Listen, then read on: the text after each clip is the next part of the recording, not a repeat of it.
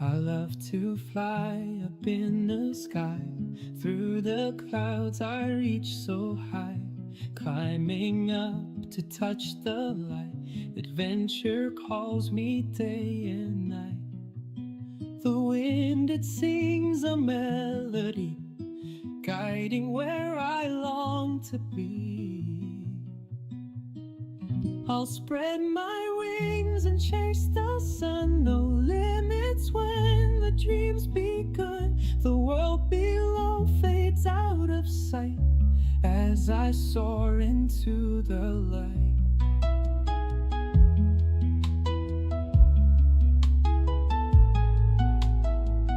The stars above begin to shine, painting trails so bright and fine. Every turn brings something new, endless skies in brilliant blue. The wind, it sings a melody, guiding where I long to be. I'll spread my wings and chase the sun. No limits when the dream's begun. The world below fades out of sight as I soar into the light. You need to set parking brakes to request ground services. Runway awareness. Okay. Meters. I'll spread my wings and chase the sun. No limits when the drums begun. The world below fades out of sight as I soar Beyond ATC into the connected. light.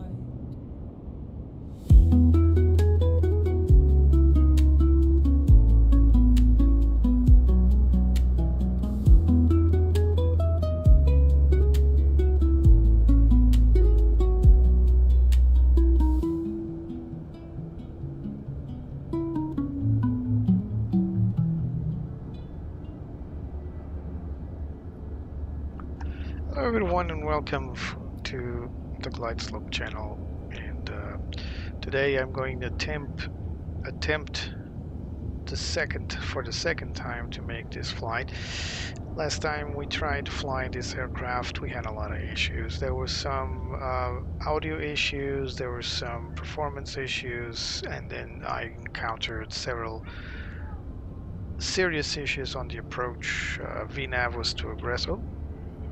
Plane popped up over there. VNAV was too aggressive. There were some issues with the traffic itself. Now, I've identified several of those issues and corrected them. Some were my fault. I just needed to practice a little more on the plane. But others actually were airplane's issues. So after a good chunk of time, trying my best to learn the plane again, here I am once more to have another go, and I'm confident that this time I'll be able to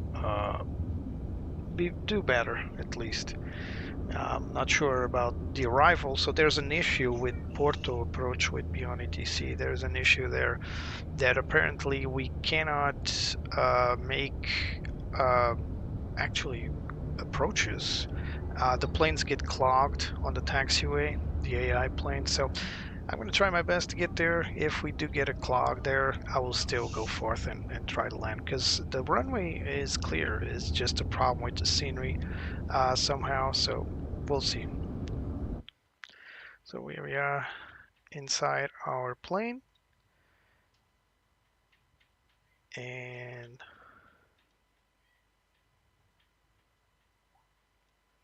okay, I'm just checking for something.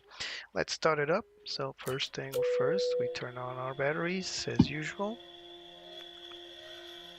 We switch this to use the Gentai, and we're going to start our APU. Start.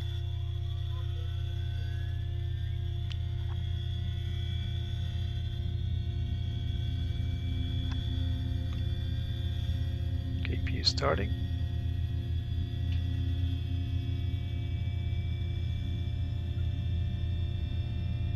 And there's our gen load. So now it's generating power, but it will also bleed air to the air conditioning. Alright, so now let's start the rest of the aircraft. So AC1, these are the inverters, AC1 and AC2. Turn on EFIS 1, EFIS 2, and master radio. So the radios are on and EFIS is coming to life. It's gonna need lineup, so now we're starting our FMS and as well as our Garmin NMX20. Set it to map. We'll get back to this in a moment. So now we're going to allow it to our FMS system to self-test. In the meantime, we're going to tell the plane to line up the inertial INS system. So now the plane is looking into INS, starting the INS. So it's looking at actually the Earth's rotation. So that's how the INS works. In this plane, of course, it's backed up by GPS, but the alignment itself of the INS is purely analog, as this plane is 50%, I would say, analog anyway. Alright, so now we're going to start setting up the plane. First things first, we're going to check our ATs for Barcelona. This is where we are departing today. And so here we are, we got ATs Alpha, wind 220 at 4. First, we need to confirm the timeline. So it's currently 1944 Zulu, so 1948 local. This is 1944 Zulu, so quite up to date. So wind is 220 at 4. There's a variable between 190 and 260 on direction. KVOC, temperature 29, 2.25 is actually very humid. QNH 109, arrival runway 24 right, and departure 24 left. Transition level 060. So this is all the necessary info that we require. So now we're coming down here. First of all, let's come in the electronic flight bag, ground operations, open the main door. It's not really relevant, but we just want to tell GSX to start loading passengers. So I'm coming back to my aircraft here. Weight balance, download from Simbrief. There it is. Weights applied as well as fuel. So we had 50 kilograms of baggage, 9 passengers, all weighing 91 kilograms, and 3,151 kilograms total fuel.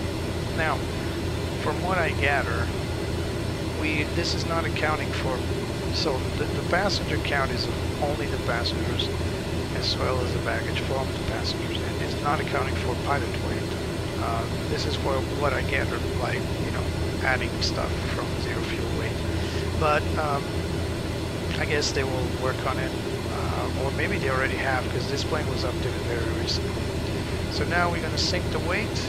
We got 14,400. Which is summing all this with zero fuel weight plus all this is 91 plus 9, 91 times 9 plus 50 plus 3,151, you should get the gross weight, which is the current weight the plane gets before taxing out. Alright. Now for the initialization, we're going to enter it, load our flight plan, which comes from Simbrief. It only loads one flight plan at a time, so there's nothing you can do wrong here.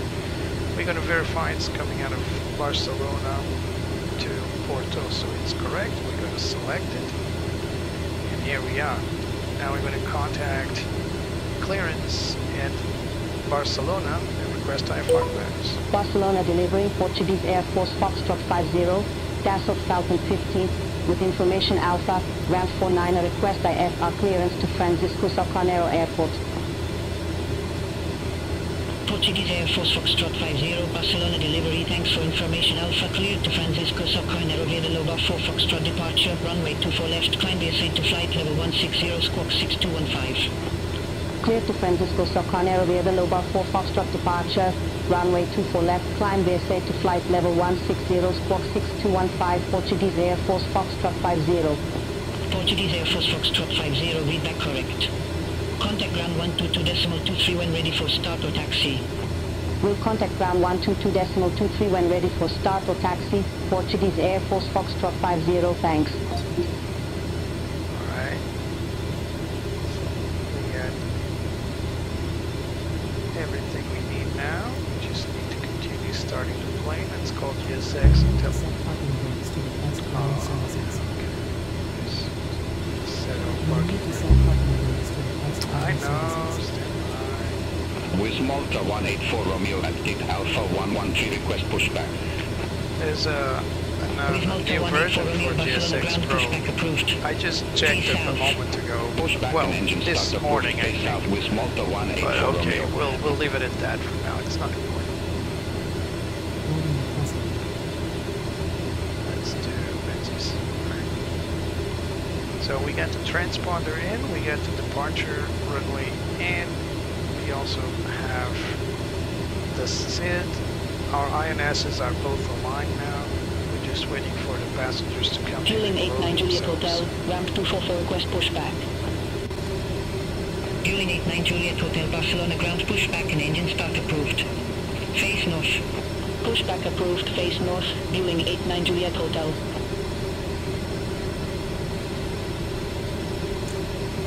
Not yet.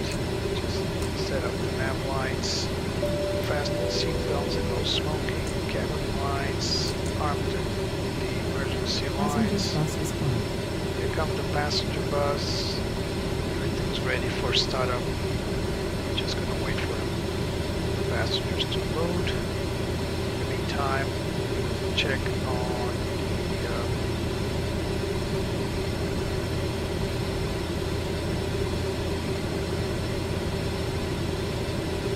music in the background. Not sure from the game actually. Anyway, so basically we come here, we see the fuel status. So this is all in pounds, unfortunately, and this will mislead us sometimes because we need to make a head counting for the total fuel. Since we are spending, we have the AP1, we're spending our own fuel. We can Speedbird also 483 Zulu and can, of course, 8210 use- request pushback. check the volume. Speedbird 483 Zulu, Barcelona ground pushback and engine start approved. Face Model, I northeast. think. Pushback and engine start approved, face northeast, Speedbird 483 Zulu. We need to do it via hardware. Much better. I lost track of what I was saying. Hello Andrew, good evening. Let's see if we can do this flight today. So let's set the QNH. It's 1019er. With Malta 184 Romeo request taxi to the active. And that corresponds to 30.10 inches. Set the radar standby.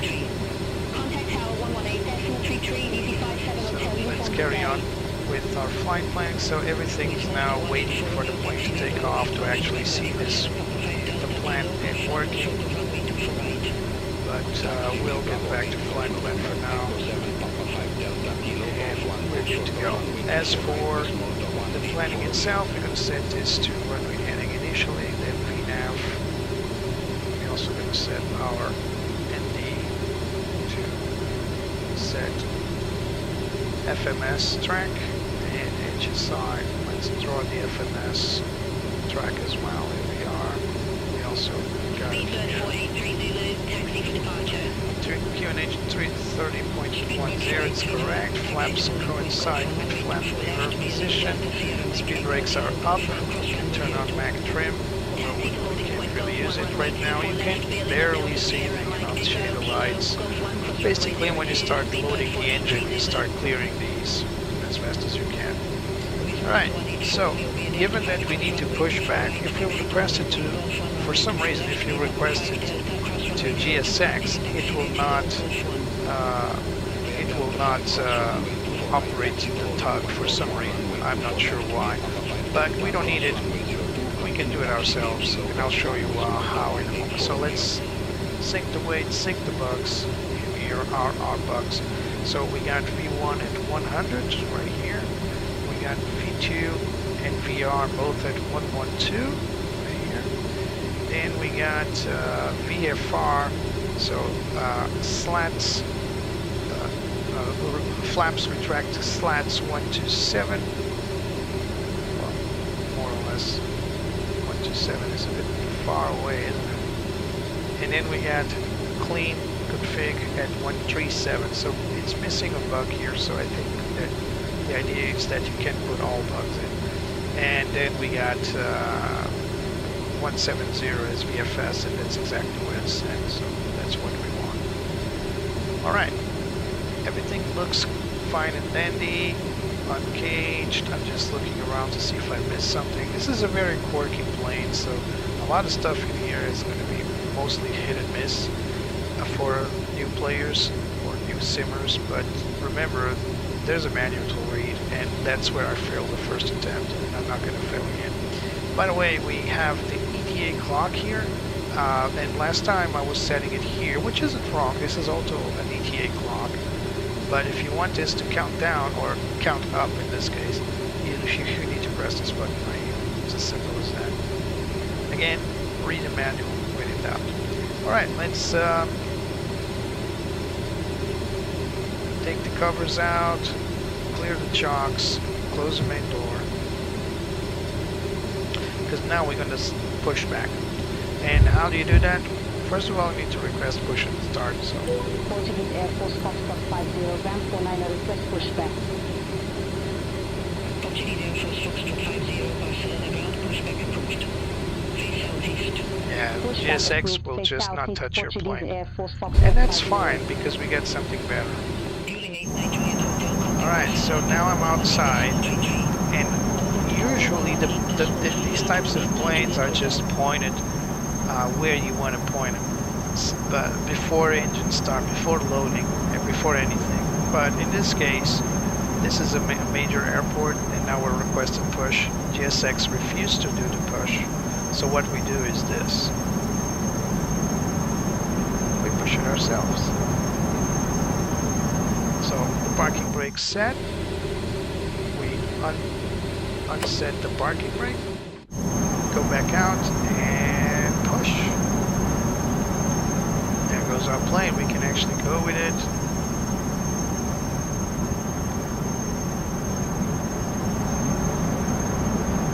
We need to push into the line. At this point, the animation vibrates the plane quite a bit, but it's fine. So we need to push it down to the line here. There's the line right there. You can make it faster as well. I don't recommend you make it too fast. 0.5 meters per second is pretty good, especially in the turns. 4.4. Now you start turning.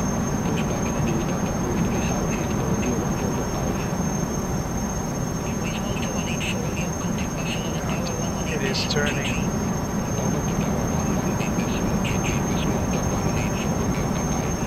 you want to increase the turn, it's up to you, but remember, the tug will go on a straight line every time, so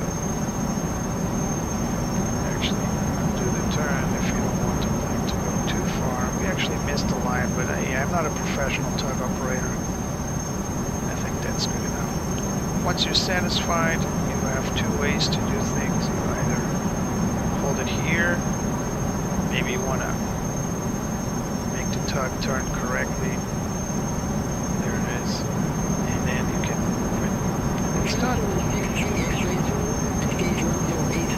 Remember to connect the tow bar. Go back in. And let go of the control. As we go in, close the door. Where's the hot click? Oh, there it is. Pushback approved. Face south. Transolo 63 X-ray Zulu. Yeah, no passengers model for some reason. Good. Back on our seats, and now we are going to request taxi. Oh, first we need the engines. Oh, come on. Rookie mistake. Alright, so first things first, we're going to turn on the booster for engine number 2, transfer pump also for engine, actually for central tank. Good to go. Let's start number 1, or sorry, number 2. So we are waiting for 12% on the N1, or sorry, N2, and now we hit this little lever here for the fuel cutoff. Engine number 2 starting.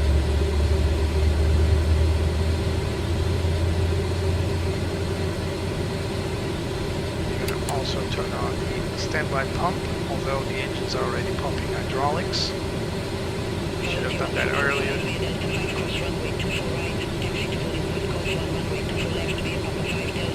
Right, engine stabilized. Let's start number 3.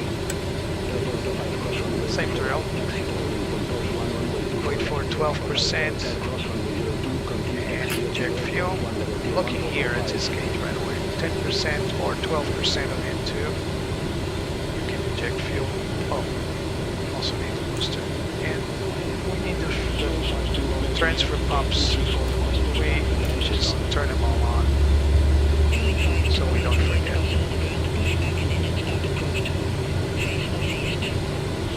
Right, engine stable at 60% and 2. Let's start number 1.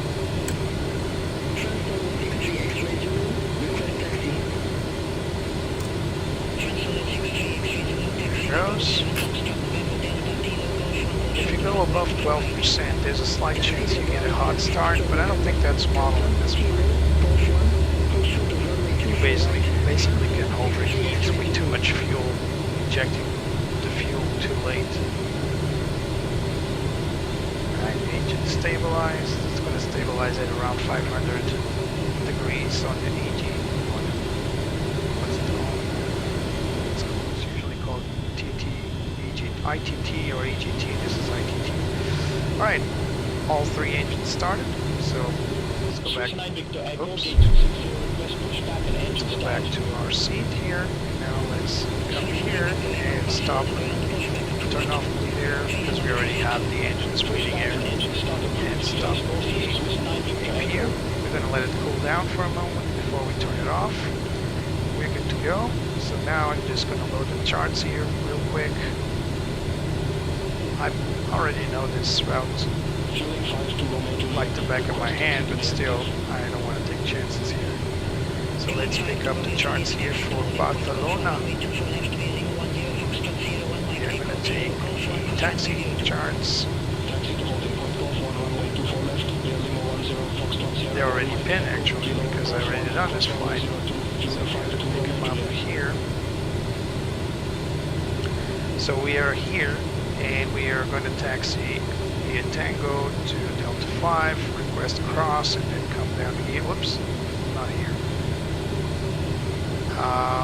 Turn left right here and all the way up, or basically, where's 14 left here? Anyway,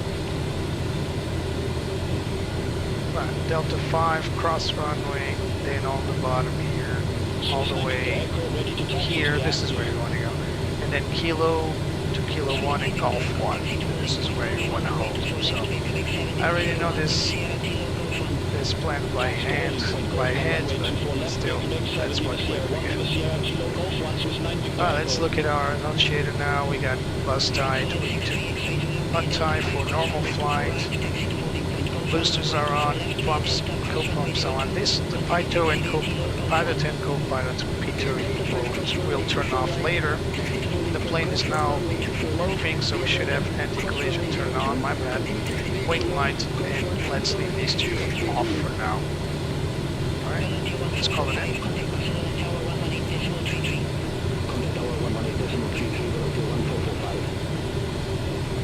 Portuguese Air Force Foxtrot 50, request taxi. Portuguese Air Force Foxtrot 50, taxi via Charlie November, Tango 5, Tango Delta 5, hold short of runway 24 right. Taxi there, Just Charlie like I November, said, Tango 5, Delta Tango Delta 5. 5, full short of runway 24 right, Portuguese Air Force, And there we Foxtrot go. 50. Taxi lights on.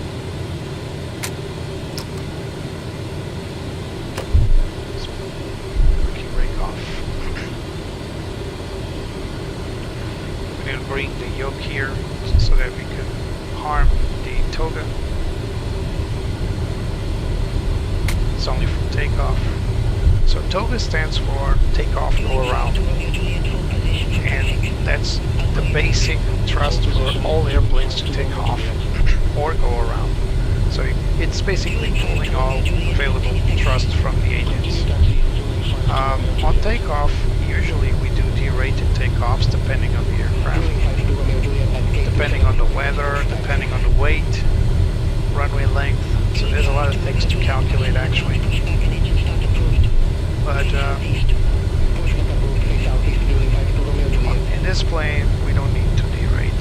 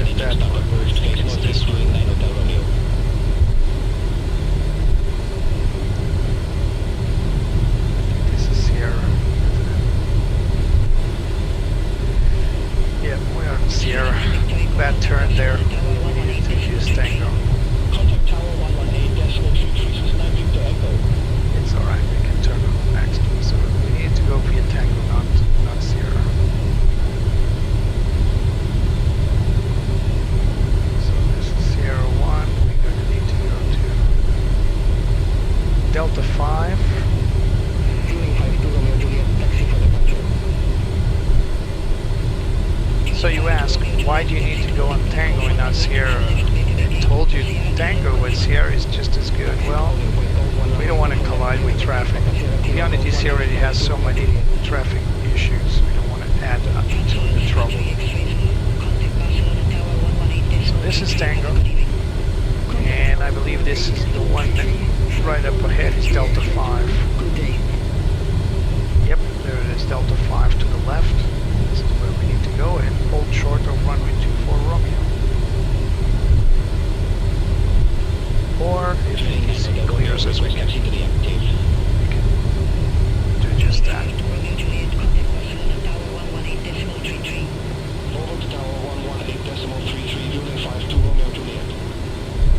Oh, I forgot he elapsed time. Taxi to holding point Golf 1 runway 24 left via Lima India Sierra Echo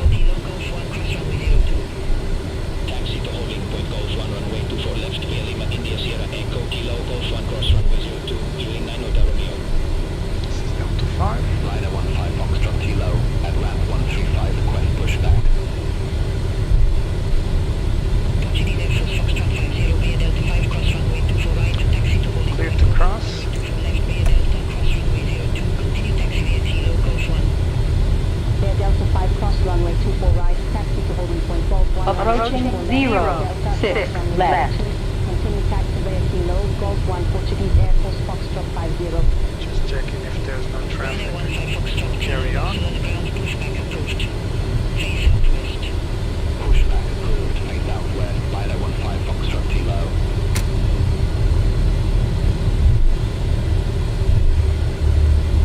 Another plane going for the same holding point as we are.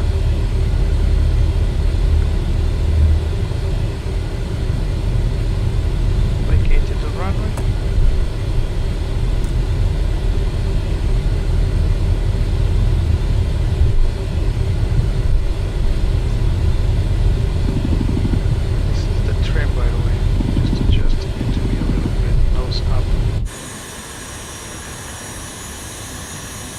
flaps for takeoff. This plane usually takes off with flaps 20 plus slats. So this is slats, and this is slats plus flaps 20.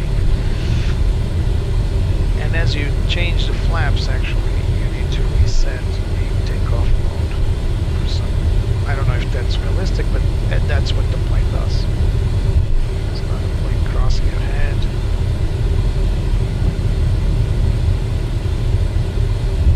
So in Barcelona, it's where traffic is working well, but not in Porto, unfortunately. So let's load here our departure. Approaching 02. So we are clear to cross runway 02. It's inactive for the time being. Still, you want to look both ways just in case no one's attempting a takeoff roll. Awareness is everything. Should have turned on the lights just as we did for 24 Romeo, but that was an active runway. So can't be too careful there, but still, if you want to play it safe, always remember to turn on your Christmas tree lights so that you don't get unpleasant surprises. Oh, I forgot to set up my, hold on, let me turn here first. I need to set up my pressurization panel, which is a pain in the rear end, as you'll see.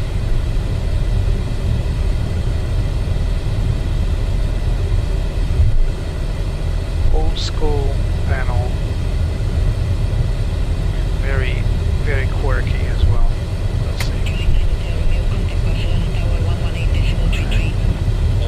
So this is our pressurization panel, and here you set the current barrel. So we're now at 3010, so it's more or less there at 30. But then you need to set up your altitude, which is flight level 320 for the cruise. That's it. Like I told you, very quirky. Actually learned how to use it with another airplane. I think it was in the last time we flew. I said, let's turn on TARA, turn on radar, and 72WX. So last time I was saying that I probably learned how to use it with the L1011, but I don't think that it was the L1011. I think it was the VA-146. It was an old school plane, and I don't have many of those. Pretty sure it was either the L1011 or the VAE-146. I think it was the later.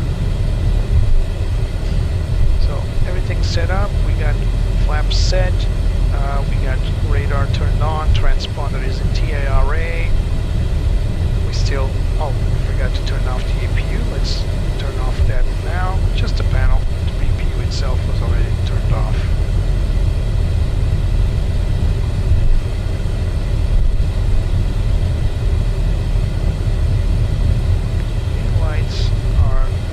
Appear to be lit, but they're not.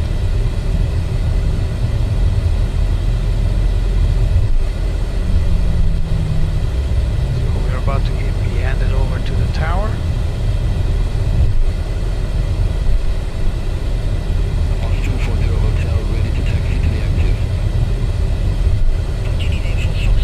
There we go. Contact Tower 118.33, Portuguese Air Force Foxtrot 50. And we are going to conduct a few final checks before we request departure. We're going to continue to taxi. And there goes Track IR. Just died on me. Need to reset that. We'll do that after takeoff. Let's push this to the side.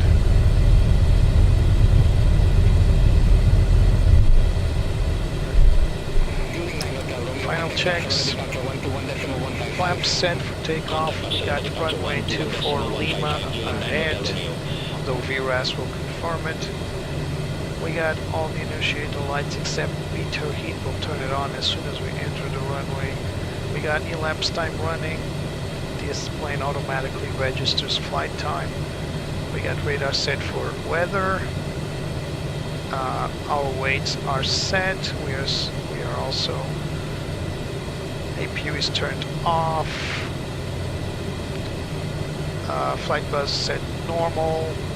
All boosters on. All cross pumps on. Let's set this to air start, so it's continuous ignition. And let's call it in. Portuguese Air Force Foxtrot 50 ready for departure, runway 24 left. Portuguese Air Force Foxtrot 50, Barcelona Tower, wind 160 degrees, 4 knots, runway 24 left, cleared for takeoff. Runway 24 left, cleared for takeoff. Approaching Portuguese Air Force 24 Foxtrot left.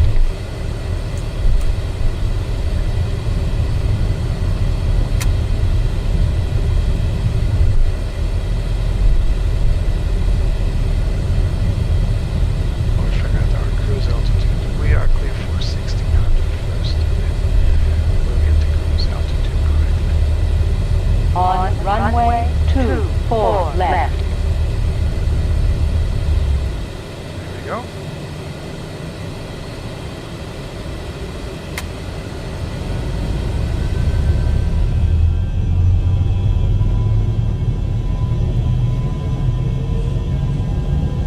Lufthansa 77 Whiskey, holding short, runway 24 left. Airspeed alive.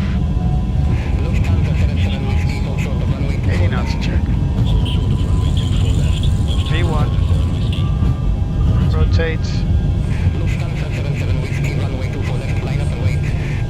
Line up and wait, runway 24 left. Lufthansa 77 I didn't want to be too aggressive to avoid a tail strike. Gear up. This is the trim you're hearing. It can be very upsetting sometimes. Setting to nav mode.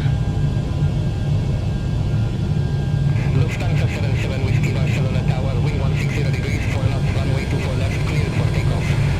Runway 24 left, cleared for takeoff. Lufthansa 77 Whiskey. Continue to climb. Whoops. Portuguese Air Force Foxtrot 50, reset transponder.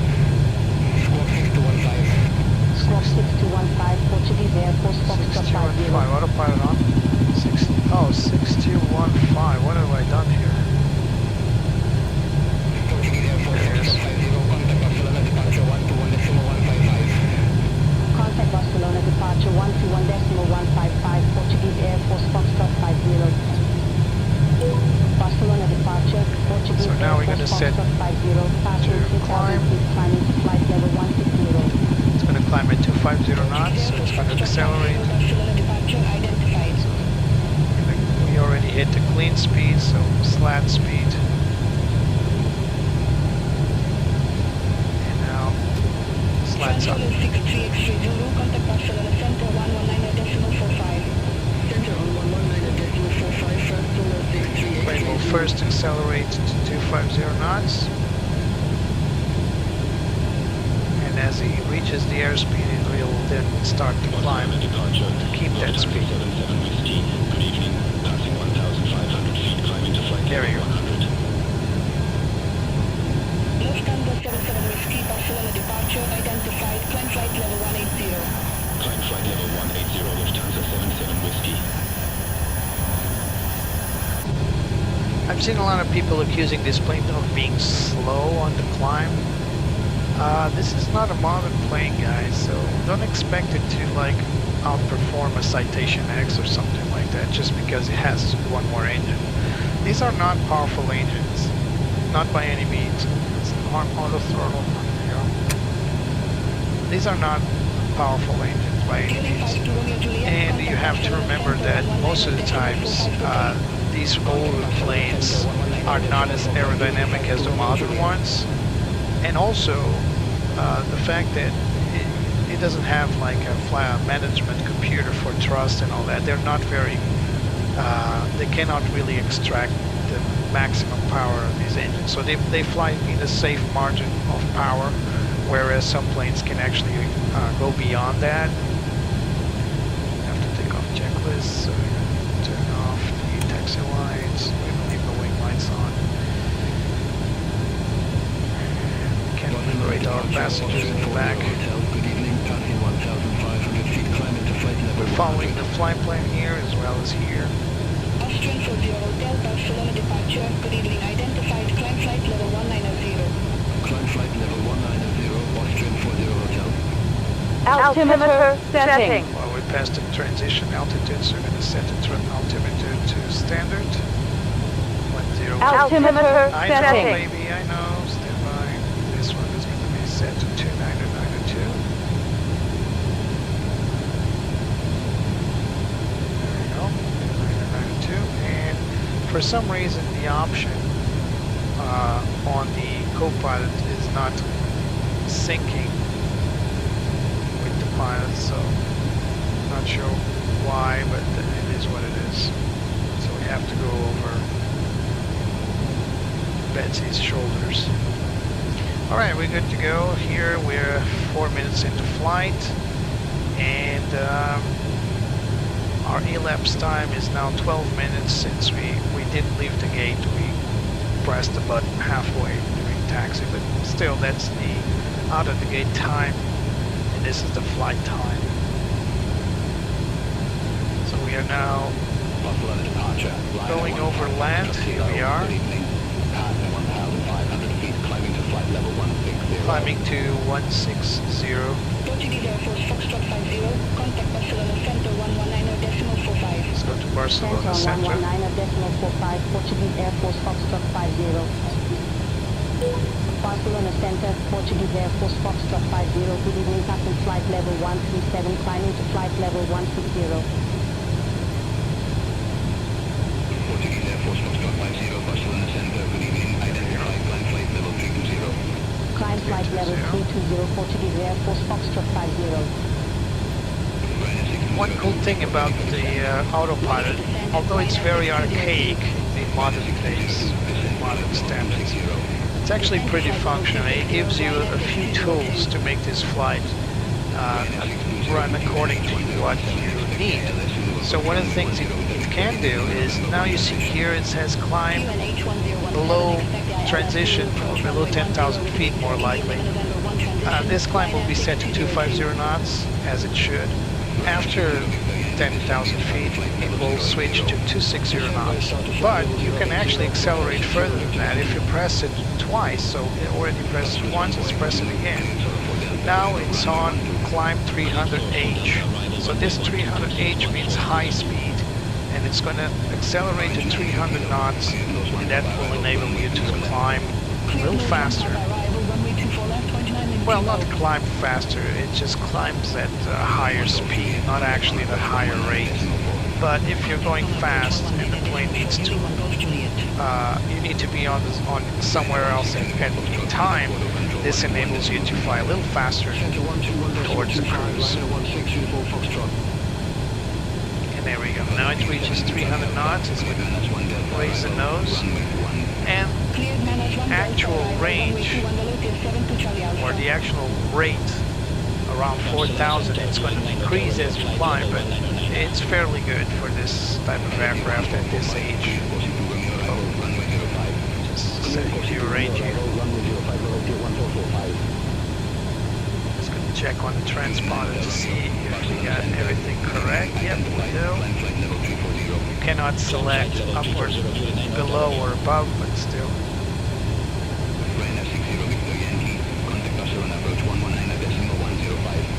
Contact Barcelona, approach 119.105, Ryanair 60 Victor Yankee. Alright. Bravo X-ray, descend via start to 4,500 feet.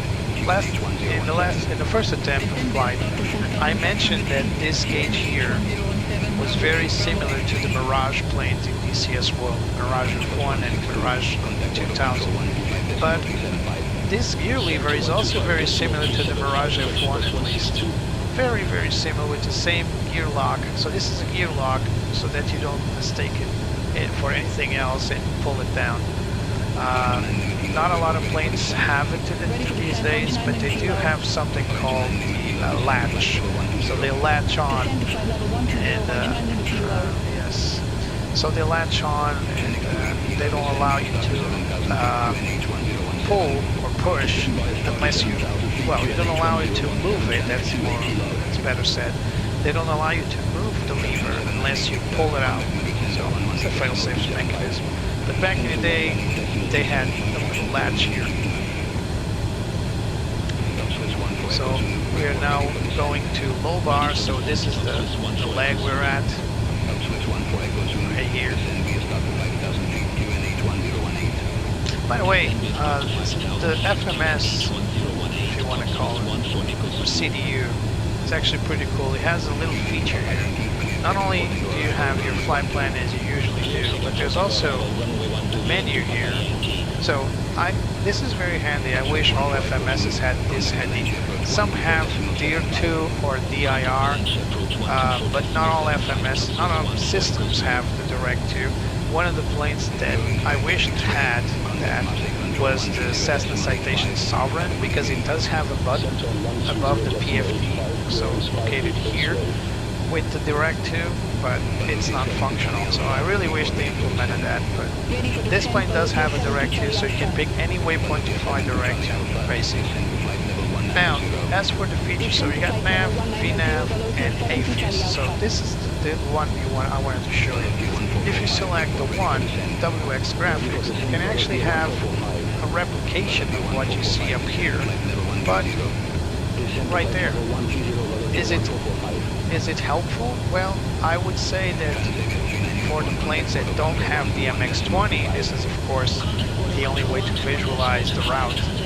But you can also have a situation where the MX-20 is malfunctioning, or you just want to quickly view your flight without messing with the MX-20. Then here it is. Pretty cool. There's some features here, so north up, aircraft center, but not much to really call home about. You can also decrease or increase the range, so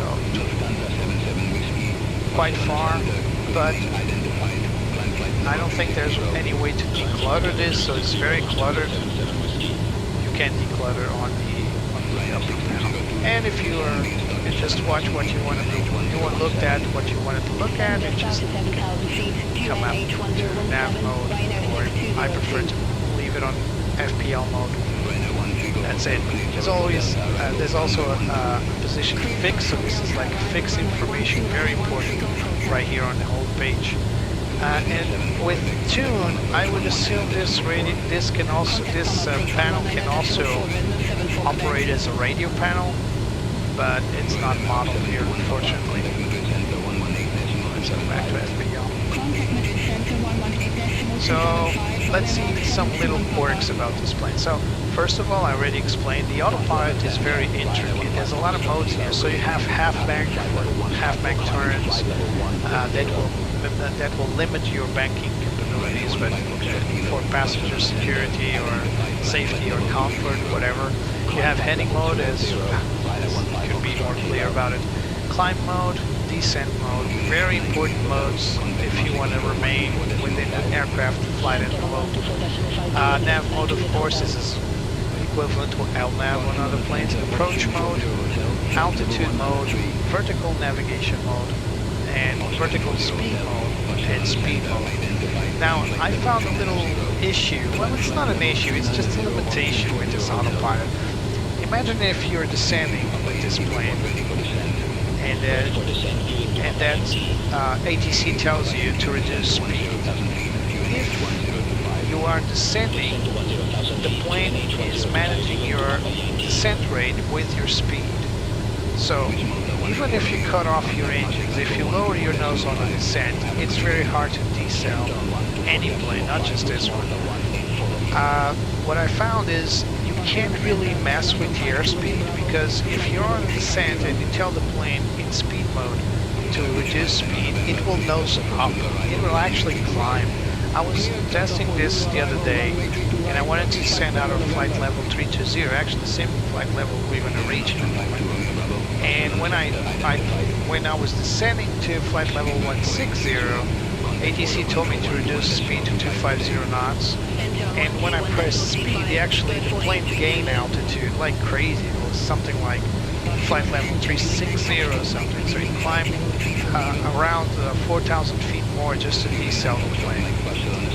Although I understand why, because the plane is in a isn't that smart to manage speed and reduce it on a descent. I still think it would manage in real life to not rise the nose above the assigned altitude. It should at least maintain the altitude, and you can do something like deploy speed brakes to help it, but climb, I don't think it needs to climb.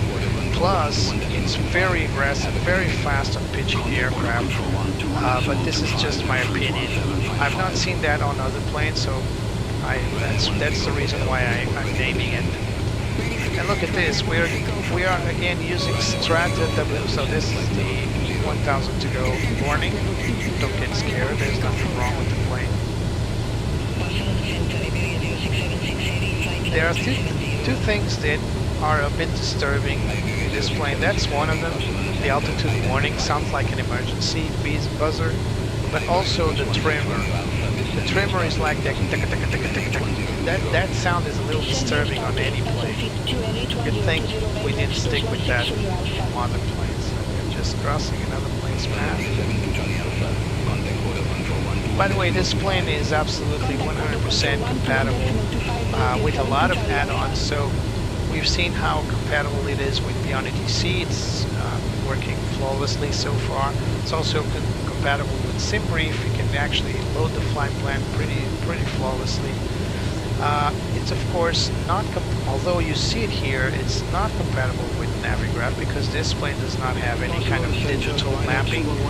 But what this company did was implement the Navigraph app into their electronic flight bag, which in their electronic flight bag is integrated in Microsoft Flight Sim's own flight bag. So if you load MFS flight bag, you see it's the same one, and you can actually navigate back to whichever you want to see on the EFB on the home plane. You see it here.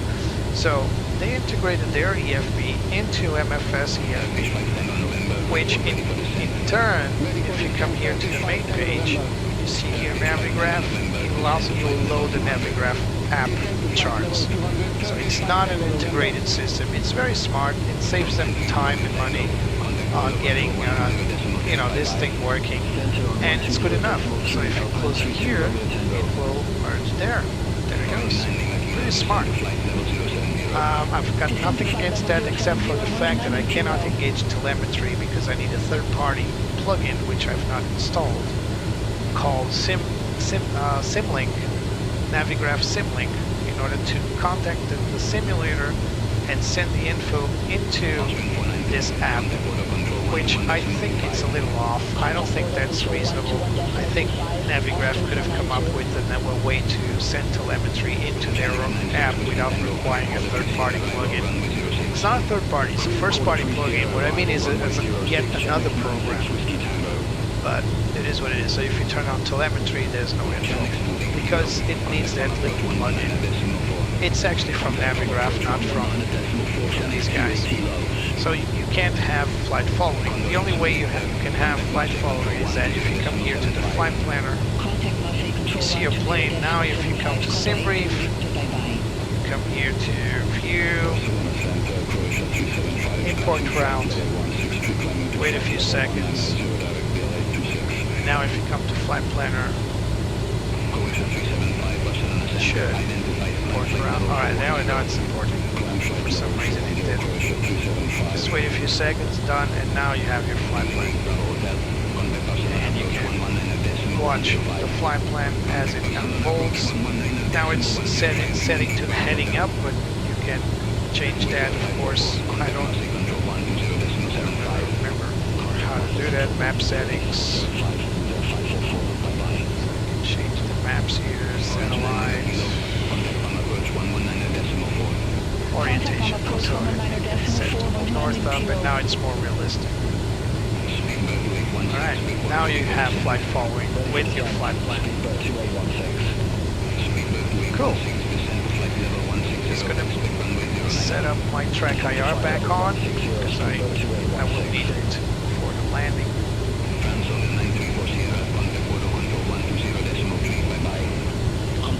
Control 120.3, France Solo 9340.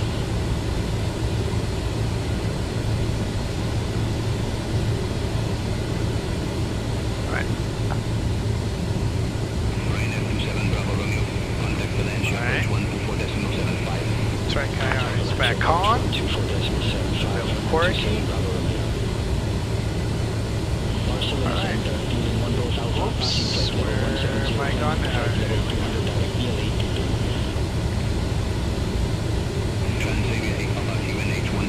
So again, we're using StrataWX as our weather injector, and it's looking very good. Look at the cloud coverage. Really impressive. If you guys want to see more about StrataWX, you can watch one of my last streams. I did a deep dive into how it works, and I was really appreciative. Actually, I think it's the very last flight on the A300. So the A300 was again updated recently, and I need to revisit it in the next flight, probably after this one. This plane was also updated. Piano GC was also updated, so a lot of updates in these last few days. Contrail is working on this plane really hard, and they're doing a great job listening to the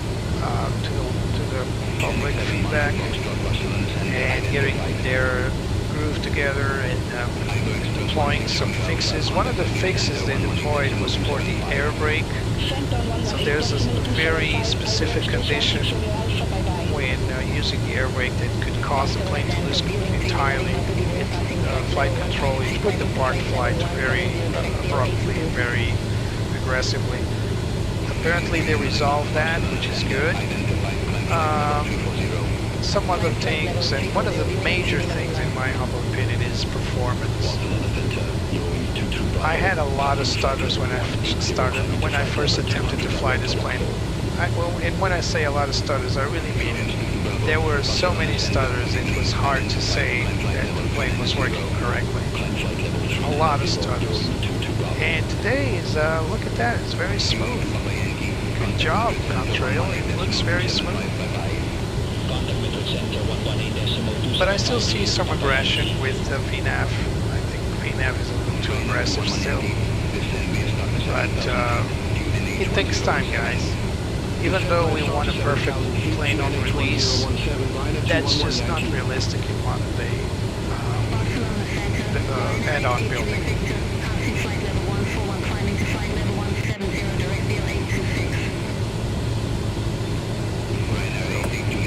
Turn on the landing lights. And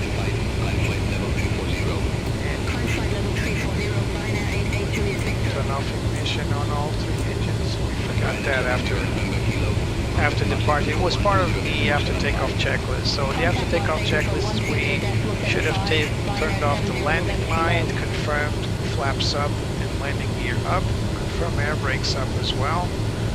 Autopilot engage, we did that. We did all that except for the landing lights and the ignition. Also set the flight bus to norm before takeoff, which is still there.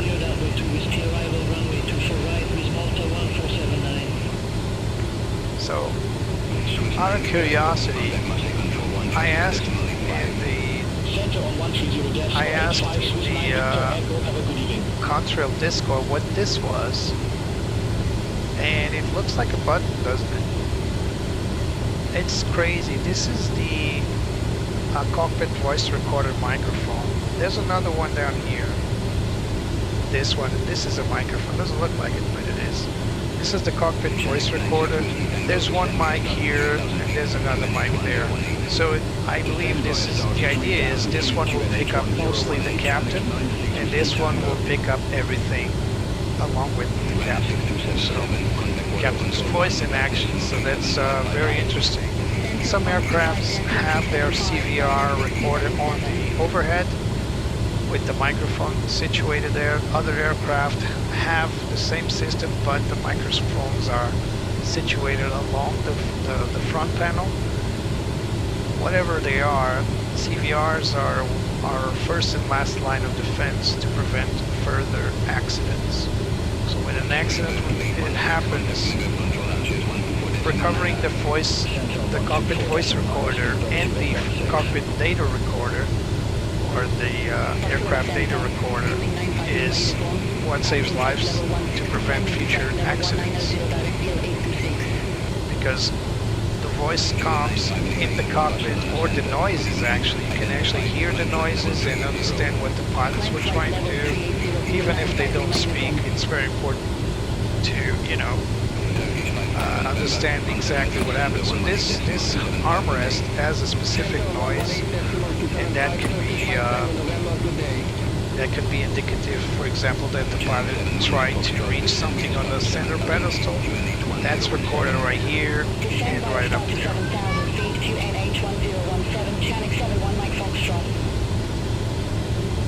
Good evening, Barcelona Center. Peter Jet 536 passing flight level. Now, if you want a quieter cockpit, you can actually turn off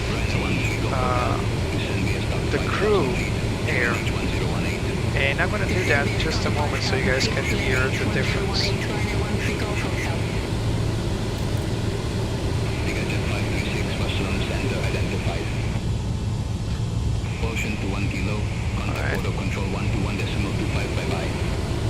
You can barely hear it actually, but still, it's cool that you can actually turn off the bleed air that comes through these vents here. This vent here, and there's another one on the co-pilot side, just behind the yoke right there. You can actually reduce the cockpit noise, which is already very noisy. Every single instrument here is somehow noisy, but the biggest noise comes from the gyroscopes and of course from the standby ADI. Very noisy instruments. So if you can reduce pilot's cockpit noise a little bit, you can actually turn off the crew air. But of course, if it's a hot day, it's not recommended, as you can realize. Although it doesn't look like, we do have auto throttle. So let's review the PFD info right now. So we got FMS as our source for navigation. We got auto throttle engaged. Auto throttle will mostly work in cruise regimes, so don't rely on it for anything else. We got altitude holding. VNAV is standing by, so anything white is also always on standby.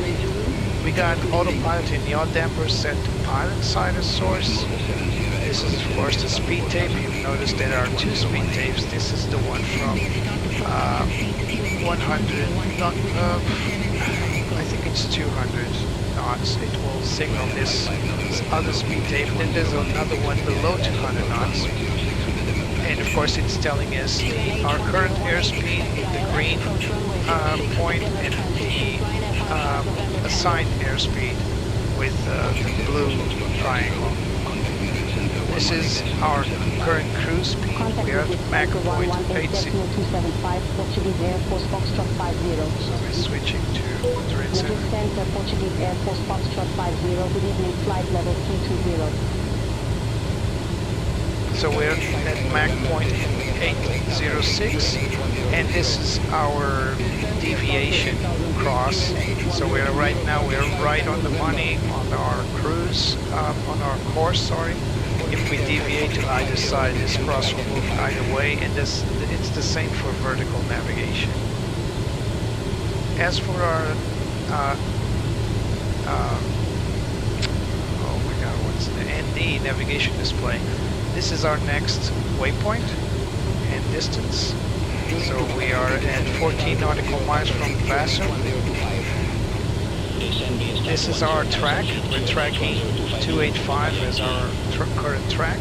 This is our heading 243. You can actually bring that course heading to coincide with the course by pressing the heading button. And this is exactly what we did. This particular instrument has three modes. So we have this one, which is map mode with flight flight plan depicted. We also have the HSI mode, pure and simple, very old school, and we also have the HSI map mode, but only basically we use this, or you should use this, to declutter anything related to your flight plan. So for example, if you want to fly the VOR, or if you want to check on the weather without cluttering, you go this mode, and then have the map with flight following mode.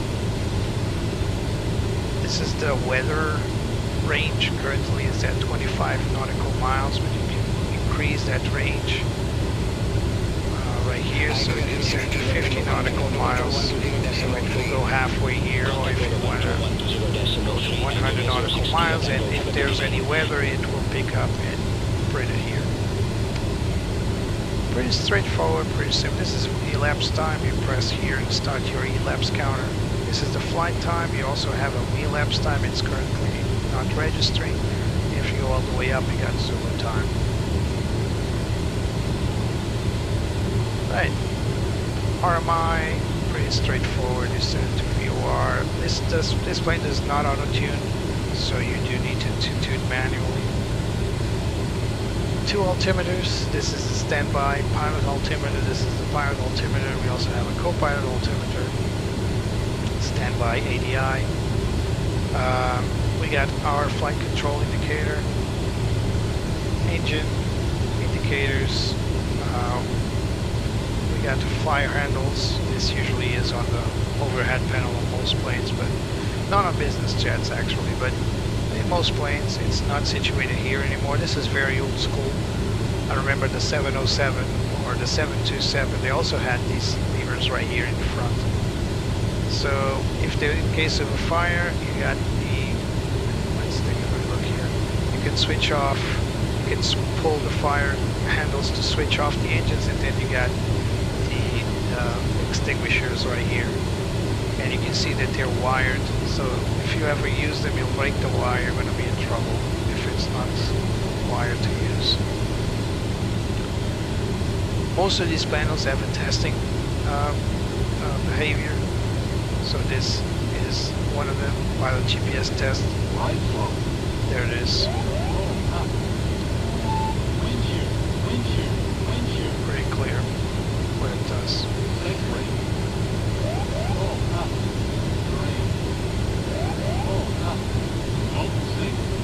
I don't think these should be lit as they are, because there should be any light behind it, but still. I said cancel.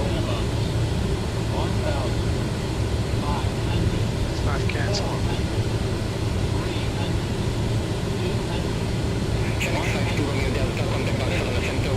At least we know it's working. Battery temperature. They often get warm when on the ground and we are using them. They also get warm when charging. We just don't want them to get hot. Currently they're somehow cold. A lot of this plane, this is in Fahrenheit, a lot of this plane is not yet set on European standards, so the standby instrument is inches of mercury. The CDU is also at inches of mercury in pounds, but you don't have any option on this, on the FB, to change this. You can only change the weights that you download from Simbrief, but I already mentioned this to the team. They say they are planning to make these instruments European. Basically, the United States are the only place in the world that uses inches and pounds. Maybe the United Kingdom also uses pounds, I'm not sure. But overall, the rest of the world, about 80%, if not 90% of the world uses kilograms and inches of, and actually hectopascal. HPA if you want. So it would be good to have the option here. Coming down here to our pedestal, autopilot control, very old school with a multifunction wheel. We got the Mac trim here. We got the autopilot engagement knobs. This is the airport autopilot transfer. So right now we are in the pilot mode. If you want to transfer to the co-pilot, the little arrow will go to the right. So this is where you transfer it. This is the turbulence mode. I'm not entirely sure what this does. Probably will allow some smoothness to the controls. Not sure. ADF radios, very old school, barely use them. COM1 and NAV1, this is for the captain mostly, NAV2 and COM2 for the co-pilot. So we can shift here from magnetic to true on both sides. We can unarm, it's actually not functional. I believe this has to do with the arming of the autopilot modes. And of course, if you're using ADC1 or ADC2, this is tied right here with the inverters. One is active, the other is always on standby, just in case. Autopilot panel, very complex. So basically you have radar mode, the bearing mode, HSI modes, we've seen that earlier. Course, we got course selector for pilots, course selector for co-pilot. We have the key time, this is the elapsed time. So this is the nav data source.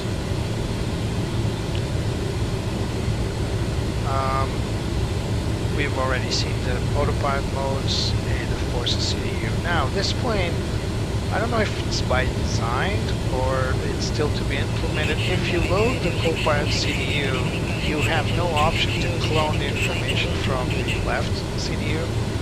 So if you operate the flight plan here, it's completely dependent from this one. So if you change anything here, it will not change here and vice versa.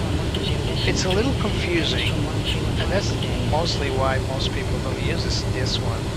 Unless you want like an alternate route or a secondary route, you might program it here and have this one on standby, and at any moment you just switch the autopilot source to the right side and it starts using your FMS. That's probably what it does.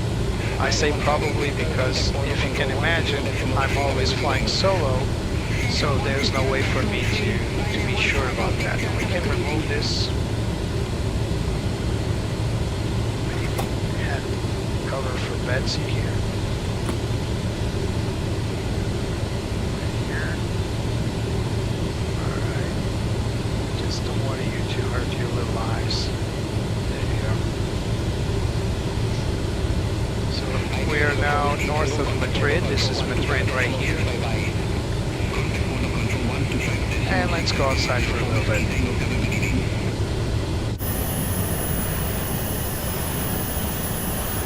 Hello Richard, welcome my friends. Welcome to the Falcon 50. Hope you're doing well today. I started a little later today, not by much, about 10 minutes later, but here I am, as promised, trying to fly the Falcon 50 again. The second time I try to fly it. Last time we had a lot of issues, too many issues actually. This is the Portuguese Air Force livery. This plane is a very important plane on the Portuguese Air Force fleet. This aircraft transport VIP. It's probably the main operation that this fleet usually does. But they also can make medevac and transport organs for transplant. This is a very important aircraft. Portuguese Air Force has two of these, two Falcon 50s and one Falcon 900. And they are very active. From all the aircraft of the Portuguese Air Force, I would say these are on the top three of the most active planes. I think the most active planes are the coastal protection aircraft these days. So the P3 Orion is usually flying a lot. The CASA C22905 that it's equipped with long-range scanning systems, and I would say the Falcon 50 alongside with the KC-390. So the KC-390 is the Embraer aircraft, mainly for cargo transportation. But these planes are always active, flying around either VIP or transporting organs or medevac. Very noble mission for this crew. Yeah, I like it a lot. Very cool outside view from this plane. And I have some tricks up my sleeve. Check this out. So this is the pilot seat, and oh, look at that. There's weather, and there it is. Look at that. Weather is being depicted as well. So the radar is working. So there's turbulence up ahead, and we can look at that electronic flight back close. You see that? That's the poor way Microsoft does things, but still it's better than nothing. And now this is my favorite big camera from this plane. Love it. And my second favorite camera on this plane. So when the gear comes down, we can have a good look at it. Pretty cool. There's also this pretty camera. I like it a lot because you can see the contrails behind and the big engines right here. If I'm going to tweak this camera, I'm just going to move it slightly to the left and lower it a little bit. That's probably what I'm doing. But hey, pretty cool plane. Betsy's with us today. I'm going to show you the cabin, by the way. So let's stand up here.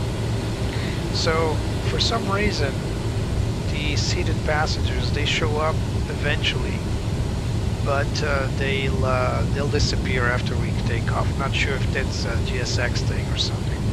So coming up here, we have another oxygen mask for the jump seater.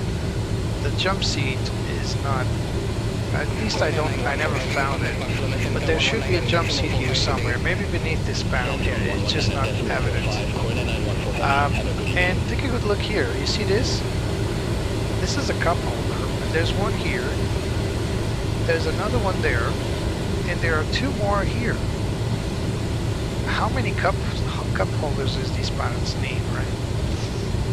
So a lot of manuals here. The almighty axe. Lots of operational performance, electronic flight systems, aviation maintenance, and a lot of. And down here, I think you know what this is, Richard. Do you remember these? The airway manuals? This is very old school. So before we had electronic flight bags with electronic charts, this is how we flew, with these dossier full of charts. So there are little charts in here, very thin paper charts. You can see them here. And the planes would have this whole library of charts. These are all charts. And you can actually see some descriptions here. So these would be ordered by alphabetic order. And some of these would have like something like this, military. Others had operating manuals. So this is like the library that we would have on any commercial aircraft in the world. Crazy. All of that is compacted these days in something like that. So how aviation came about. So these are Betsy's own manuals here. She is not much of a reader, as you can see. I'm just kidding. Betsy's a great reader. Crew luggage compartment. This is the HF radio, also not used in these modern times. HF radio, high frequency radio, mainly used when crossing the ocean, where we didn't have any radio stations. These would just defeat Hertz curvature. They were very noisy and very hard to use, but yeah, back in the day, that was probably the co-pilot's responsibility right there. So it's inoperable in this plane. Overhead panel, huge circuit breaker panels up here, and there's a hidden feature. It's not hidden, but you don't really see it when you first look at it. You can actually see what each bus controls, and also what's related to engine, fuel, hydraulics. There's also bus A, bus B. You can see here that control the emergency fire warning systems. And pretty cool. You don't see this anymore. You only see them set in a row. Maybe bus A, bus B, bus C, bus D. That's still done, but not with the schematics as they do here. Plus, they have a little light here. So there's a hidden light right here. that illuminates the overhead. Pretty cool. And yeah, I love these little things, these little quirks and features. Pretty awesome. Let's no, we don't need it. Well, maybe leave it on for night flying. There's also a panel light here somewhere. There's another light here. There's also a cabin light somewhere. Where's the cabin? So there's a light here to turn on once you reach the cockpit. So you don't have to turn on the plane. I can swear there was a home light here somewhere. Oh, there it is. So this is the dome light. Hidden in the fasten seat belts area. Nice little Contrail foot rag. This is, I don't know if this is like a storage room. It's not modeled, or if it's a loop. There's another door down there that's also looks like most likely the loop. So I don't know what this door here hides. Probably a crew loop, because you can close yourself in the cockpit. Look at that wood, man. They no longer use wood on planes anymore. There's also a little compartment here. Not sure what's inside, but you can open it. A lot of things in here you can't really open. You can't open these cabinets here, anything of them like that. You can actually open like these drawers here. There's a cutlery. There's some coffee cups, water. Not the bottom ones don't open. You got what's it called? Cans, juice, whatever. We got some dishes and the trash. There's also more bottles up here. No wine, which is weird for a business jet, but remember this is a Portuguese Air Force plane. More drawers, they don't open. None of this works except for the in-flight entertainment. It just shows you the ground speed and all that. And then you can load this little table, you can retract it, you can operate the blinders. They're actually automatic, so they'll move up and down with the sun activity, which is cool. Again, same drill here. None of these buttons are operational. Another table here. Very cozy. Nice little sofa. And there's a door here that should lead to the loo, I believe, but it doesn't. But we can also see that the landing gear here. And there's a nice little feature here. They actually model it, and it's very important that you see it. These are the black boxes. So these, I don't know about the blue one, but these two definitely are the black boxes. This usually is the cockpit voice recorder with the little round attachment, and this could be the data recorder. Very big because they're analog.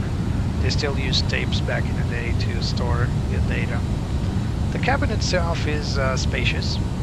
It can take 6 seated, actually more than that. It actually can take, yeah, 6, I was right.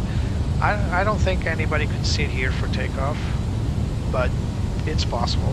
I don't see any seat belts, unlike these seats here. So I don't think there are seat belts on the sofa. I know some of these planes aren't configured like this, so like all business jets, there's options for these jets. But I think the Portuguese Air Force only has these seats here, and in the back, there's room, I believe, for medevac and all that. I've never seen the interior, but you can probably find it online. You can see what they have. It's not relevant. Now, the reason why there's a door here is because I selected VFB. You can, by default, this door isn't here. And the reason I was told is that by, well, I wouldn't say default, but most Falcon 50s flying today don't have a door because it interferes with the galley operation when it's open. And for safety, it's not really the safest kind of door here anyway, made of wood and all that. So most crews, most companies decide to remove this door.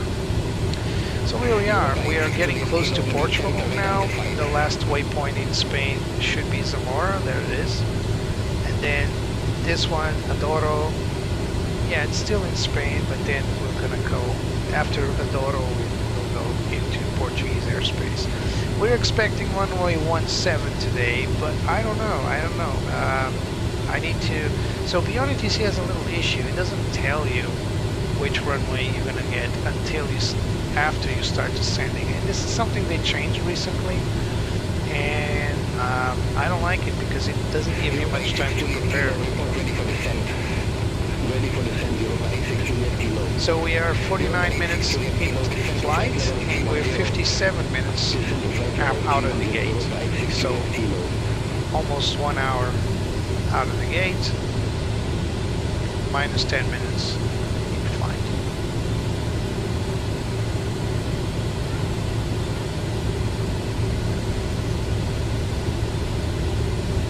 Oh, it does, doesn't it?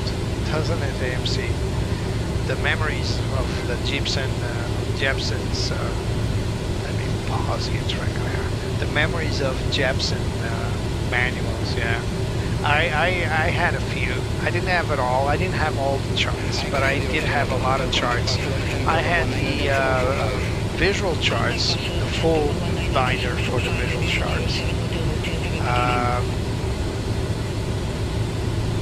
Lots of animation.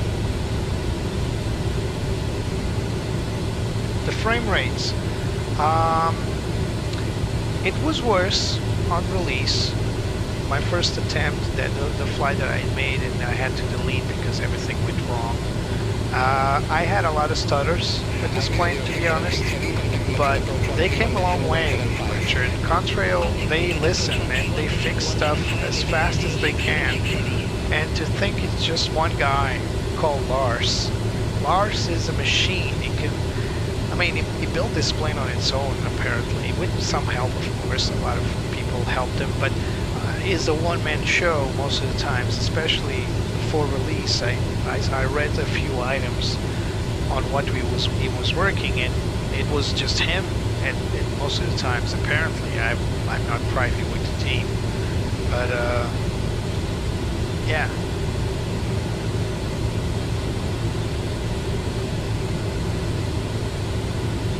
It's very light now. It wasn't like that in release, but it is very light now. I'm going to show you something very interesting. So you see here that we got some nose wind, and the wind is pretty much, well, slightly coming from the right. You can barely see it, but the arrow is really vertical. It's coming slightly from the right. And since it's a nose wind, look at the engines. The right engine is producing a little more thrust than the left engine. That's attention to detail, man. The engines actually are interfered, the engine thrust is actually interfered by wind. That's extremely deep. It's not the only plane I've seen doing that, not by any means, but very interesting. So this is the passenger and crew temperature, currently midway. It's set on auto anyway, around 20 degrees, which is optimal. Hydraulic, we have 2 hydraulic systems on this plane. Not sure what to, so this is the brake select. Alright, so the brake selector allows you, so on 2 or left or right, is that it? So only have one brake to one side or the other. Not sure why you wouldn't like that. Asymmetric braking is very dangerous, but still. So the pumps, anti-skid for left and right, they're always on. I need to read about this brake selector here. So what do I not know about this plane? I do not know. So pilot static selector, that's pretty standard. Around here. GPWS flaps override. It's not functional. pretty much if you don't want to land with flaps at all, you should turn this off. Pressurization is always set upwards, which is normal. You cannot open or close the valve. It's always set on open. Floor switch. Jump seats.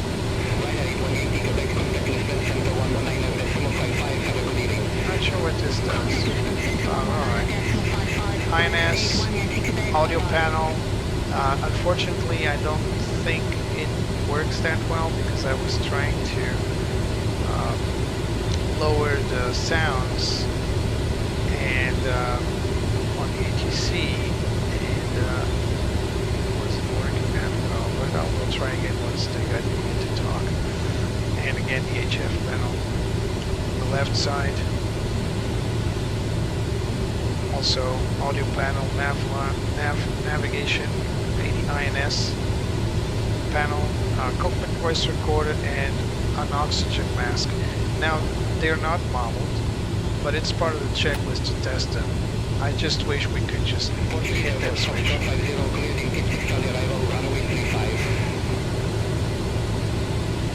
go back to the pilot seat and accept that. So we're going for 3.5. So we're going for runway 3.5 via Inky 6 Charlie. Clearing 6 Charlie, arrival runway 35, Portuguese Air Force Foxtrot 50. So let's go Inky 6 Charlie for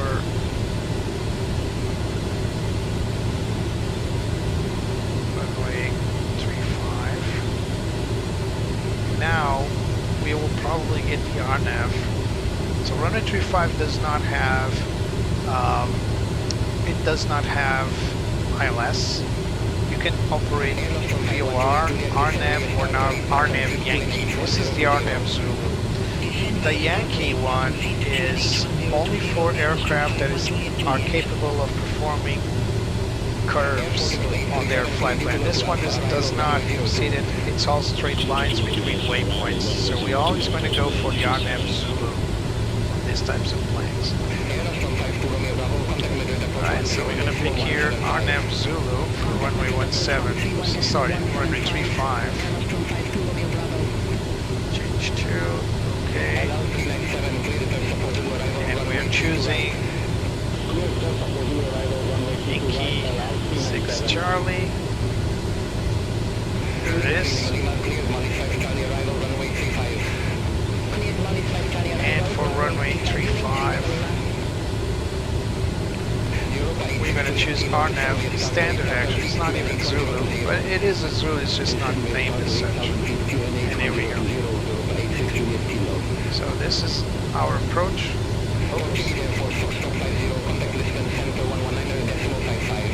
What happened Contact here? Lisbon Center 119.55, Portuguese Air Force Foxtrot 50. So coming down here to Lisbon Piso, Center, Portuguese Air Force and then- Foxtrot 50, flight level Sorry. 220. Piso is not correct, so we need to remove Piso.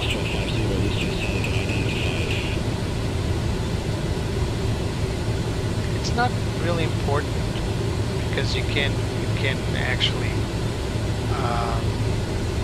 ignore waypoints as soon as. All right, we're ready for descent. Ready for descent, Portuguese Air Force Foxtrot 50.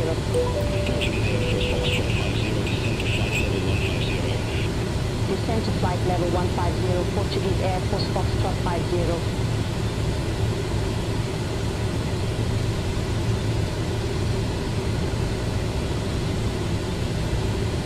150, and let's hit descent. The plane will now descend, maintaining Mach point 80 on the descent.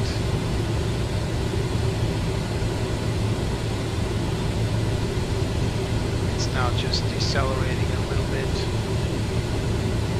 It also should also operate the auto throttle, which it isn't for some reason.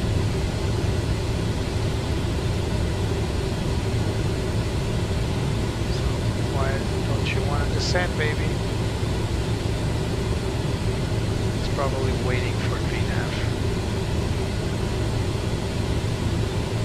But we do need to remove Dassault. I'm just gonna see on the active flight plan.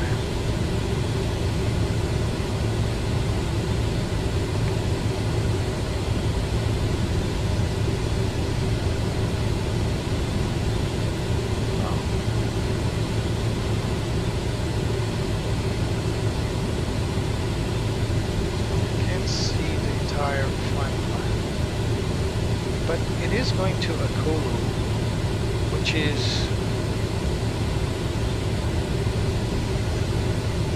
yeah, right there. So it is. I think it just skipped a bunch. Coming out of Kanar, then Inkit, and then Akulu. So it automatically removed Basel. All right. So it's only here on Navigraph. It's all right. So now let's go and pick our chart that already pinned. So we're coming out of Inkit to Divot and then turn left slightly right to Akulu, and then to Akulu we are going for the RNP to runway 35. I don't know why it's so poor in terms of well, I do know it's the resolution isn't good here. How do I zoom in and out of this? I can't. Right? So it is pinned. Can't follow the plane because it's not connected with Simlink. Fine. Just fine. Let's merge this into the map.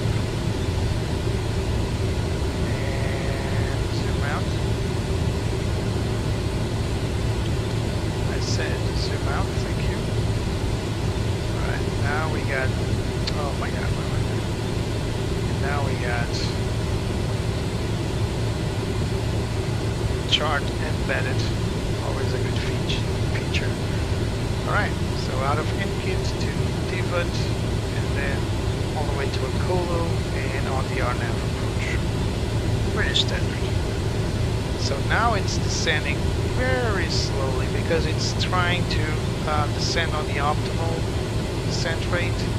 So instead of doing that, I'm going to set high, so pressing again on descent. And now the plane will accelerate to Mach 0.83. It's still not descending. VNAV is not on. Alright, we're going to get to vertical speed. Set it up here.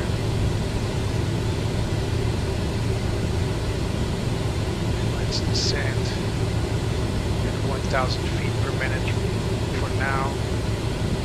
VNAV is still on. For some reason, auto throttle is connected now. Let's keep it on. Let's also decrease the range here, not by much.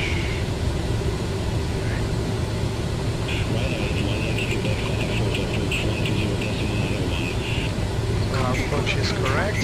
We just need to descend a little faster now because we need to get very fast, very low, very fast. So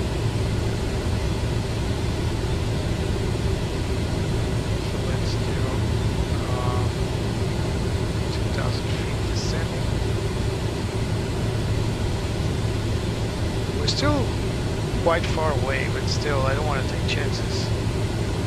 I want to get to the assigned altitude as fast as I can because I want to perform this RNAV approach flawlessly if I can.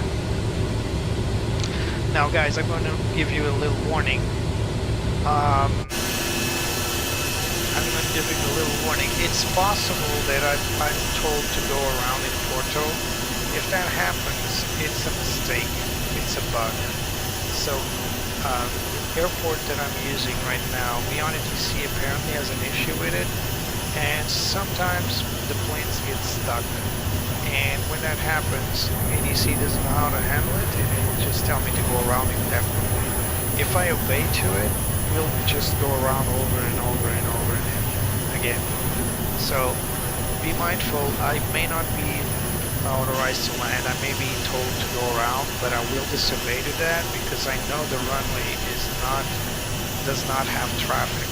So just a heads up.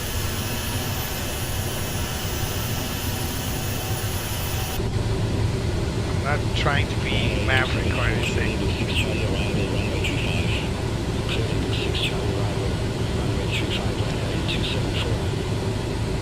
Betsy is feeling okay today, which is always good. Flying for 1 hour, out of the airport for 1 hour and 12 minutes.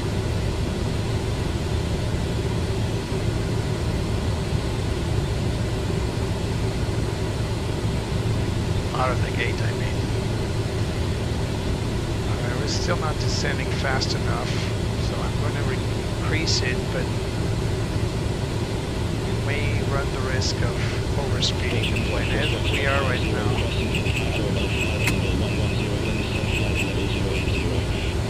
Crossing 6 at or above flight level 110, then descend flight level 080, Portuguese Air Force Foxtrot 50. Alright, let's increase the vertical speed here. 2,500 feet per minute. And here comes the VNAV. Transavia 11 Tango passing flight level 176, climbing to flight level 370. Transavia 11 Tango, this is center identified. Transition altitude at Porto is flight level 040. Good to know.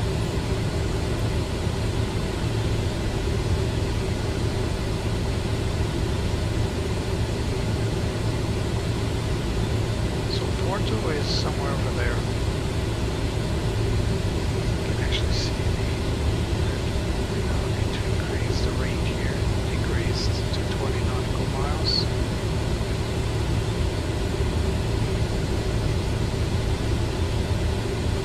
So basically here.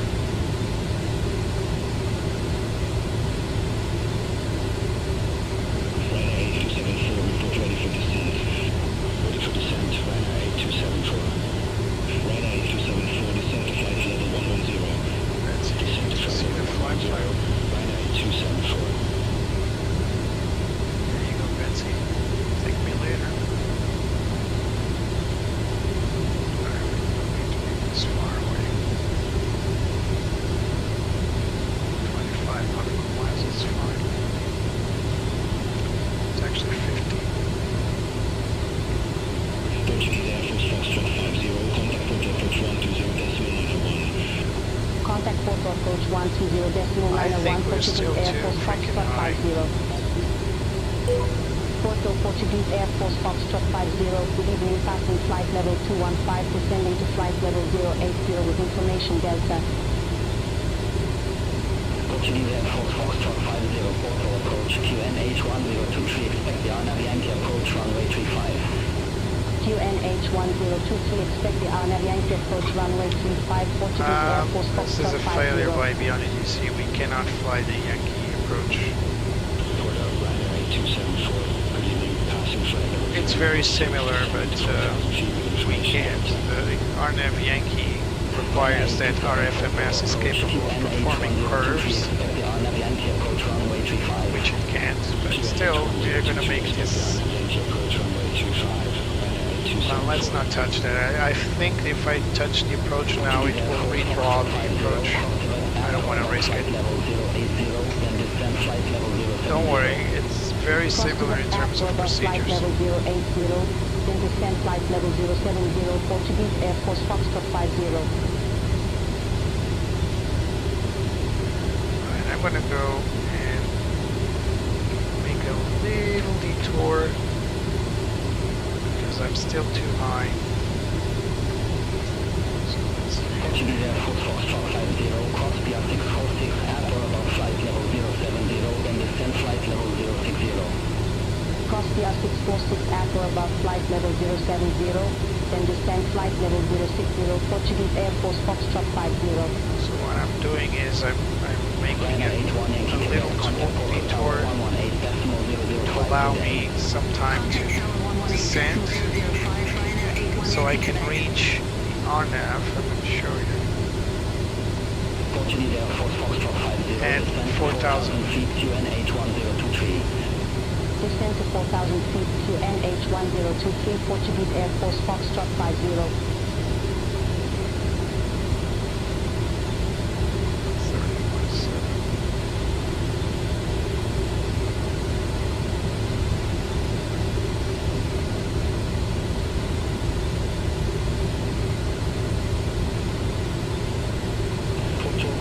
79 Golf Charlie, passing 1,700 feet, climbing to flight level 100. France Hotel 79 Golf Charlie, Porto departure, good evening, identified, climb flight level 190. Climb flight level 190, France Hotel 79 Golf Charlie.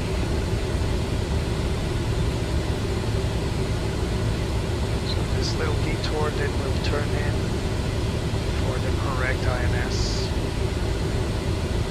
altitude, which is 4,000. I really wish I could zoom in on this. Unfortunately, I can't. Can I zoom in here?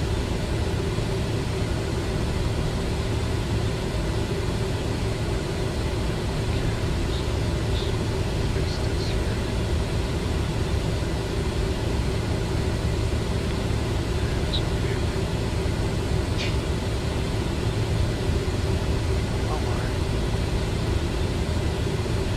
It's mandatory 3,000 feet, but before that, you need to be at 4,000 at the Culo. But we're not there, not by a long shot. Foxtrot 50, you're off course. Clear direct PR636. I know. Resume on navigation. Wilco, clear direct PR636, resume on Let's turn navigation, right. Portuguese Air Force Foxtrot I think we 50. can descend and reach there. Portuguese Air Force Foxtrot 50, clear direct Aquila, cross Aquila at or about 4,000 feet, cleared RNAV Yankee approach runway 35. Clear direct Aquila, cross Aquila at or above 4,000 feet, cleared RNAV Yankee approach runway 35, Portuguese Air Force Foxtrot 50.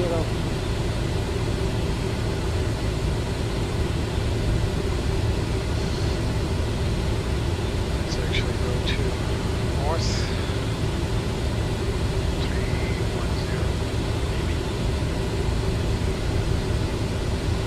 So this allowed us to descend a little faster. Landing light on.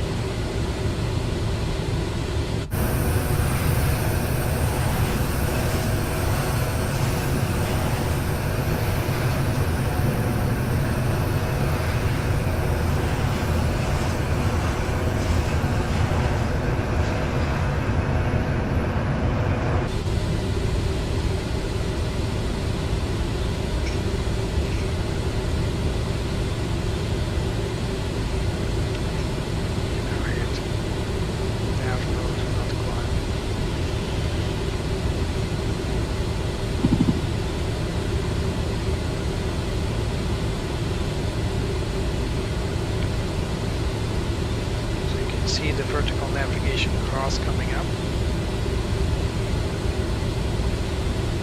That's what you want. You want it to come up. Actually, descend a little faster now.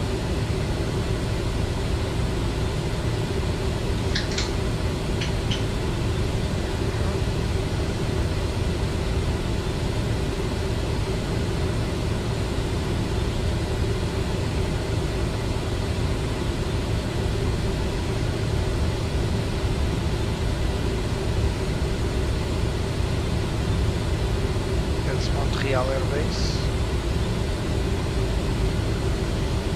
home of the Portuguese F-16s.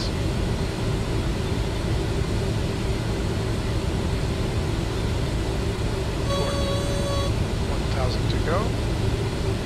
Actually, we are at altitude, so let's just arm it.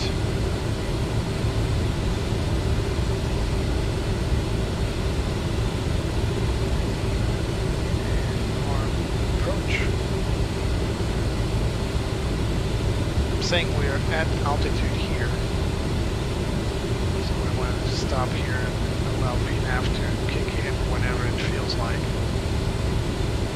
We are a little offset though.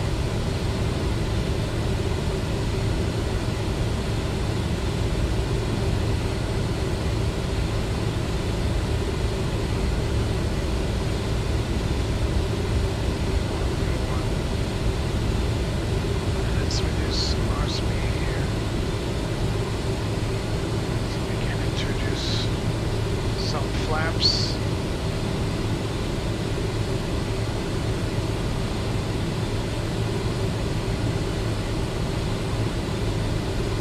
Okay, here it is. Nav is intercepting.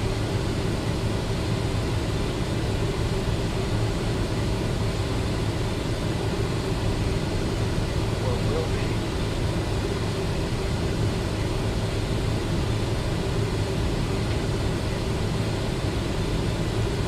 Alright, let's mark the approach again.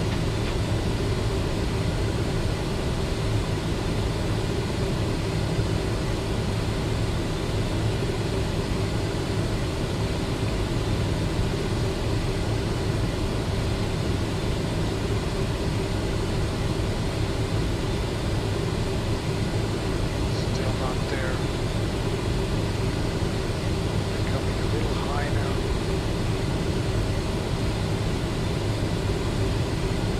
Porto Airbus 173, passing 1,600 feet, climbing to flight level 100. Alright, now it seems to be Airbus 173, Porto departure, identified, climb flight level 190. Climb flight level 190, there Airbus 173. cooperate. France 079 Golf Charlie, contact distance center 119.55. Center on 119.55, France 079 Golf Charlie, have a good evening.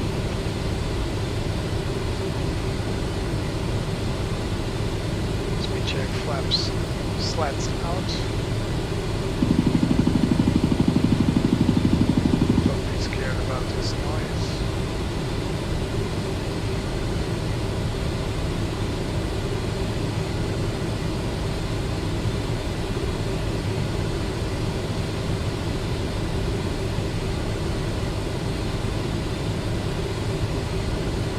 I think it should be, there it is. Cap, still don't have F-lock. Try again. Alright, now we got F-lock and FGS, nice. Alright, so now we're flying the RNAV approach.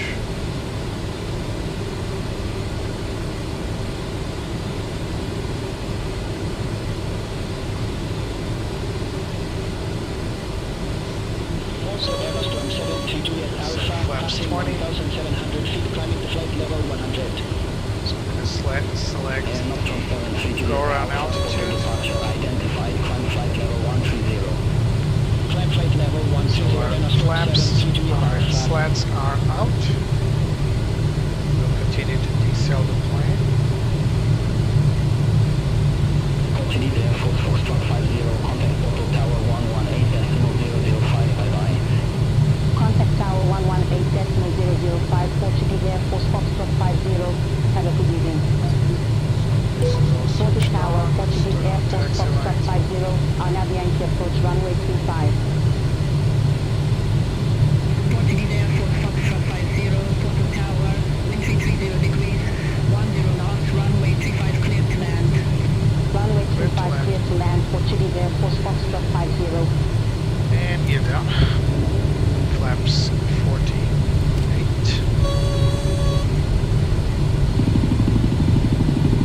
This is the click-clack on the trim. I'll be very careful to assume the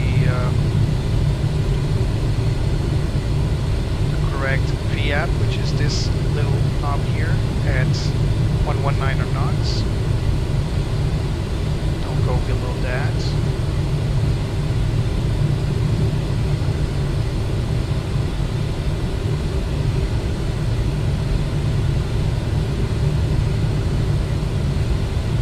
Touchdown speed will be 114, but you want to be around 119. There's a slight wind from, there's actually tailwind, which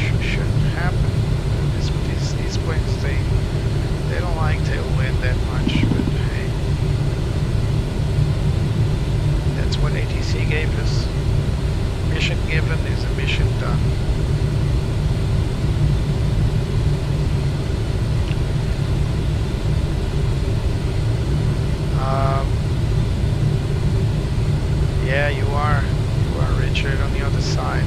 Sorry I'm not very chatty, but this point demands a lot of attention. That's the reason why I don't chat.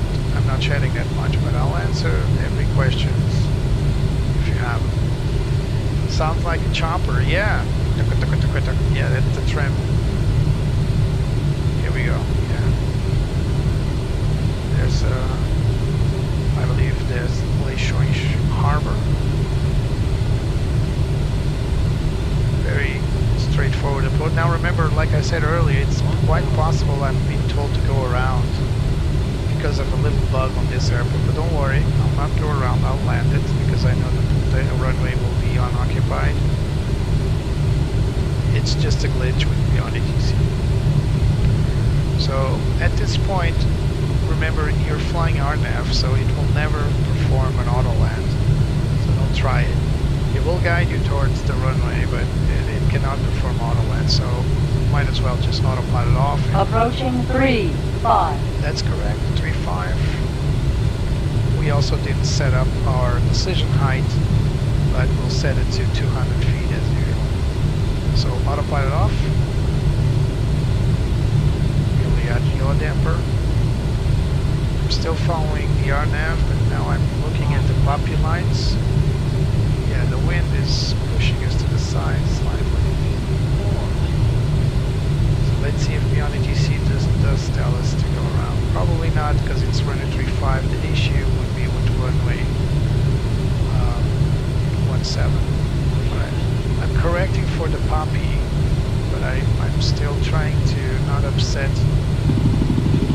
And there's the trim, just trimming. Too high.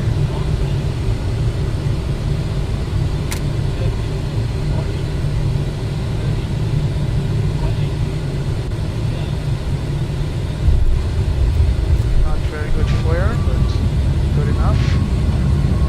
Reversers. Reversers are deployed. It's this green light right here.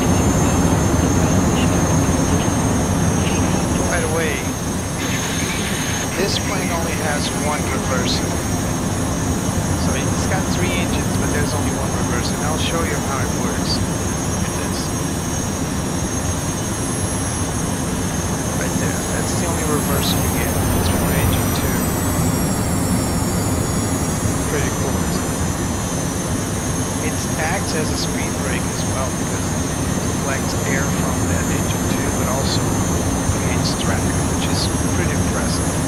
Very clever design feature. So much so that you don't need reverses on the other two engines. Only the engine number 2 has a reverse lever. This is it. This is a reverse lever right here. Pretty cool. Pretty ingenious. And cost saving, I suppose. So let's check out airport chart here.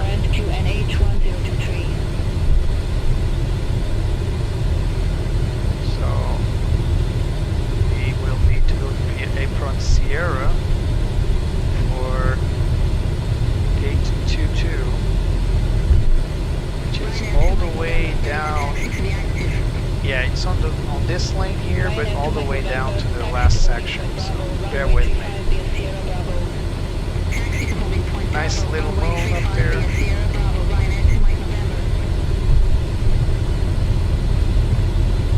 So StrataWX didn't have much work today. So we didn't have much weather injected, but we did have a very cool cloud cover around Spain, which was very interesting. This is all real life traffic, by the way. Maybe not parked in the exact same area, exactly the exact same parking spots, but all this traffic is being generated by Flight Radar 24. This is live traffic being generated from real life data with a little delay.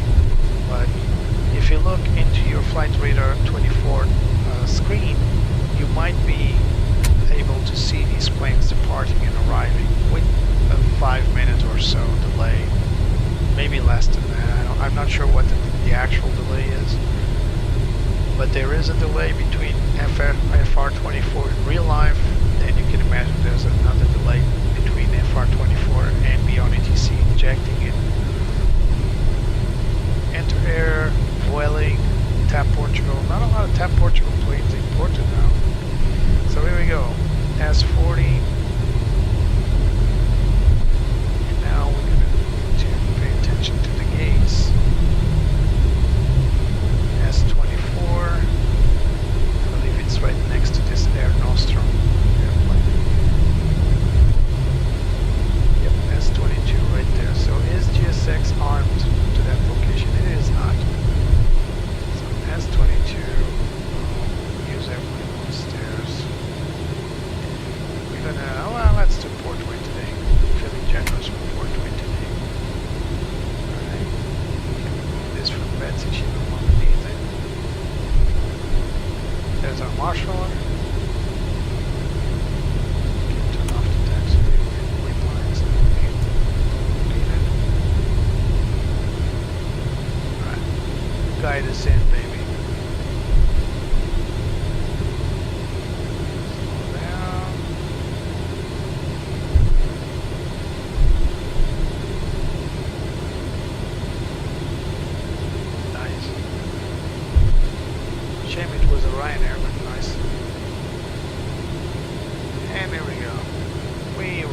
Safe and sound. Parking brake set. Let's turn on the dome light. Alright. Flaps are up, everything is okay. APU is connected, so let's turn off the engines. So just like we turned them on.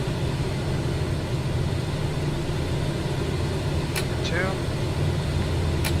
Number 3. Number 1. Come up here and turn off all 3 boosters. And transfer pumps. Whoa!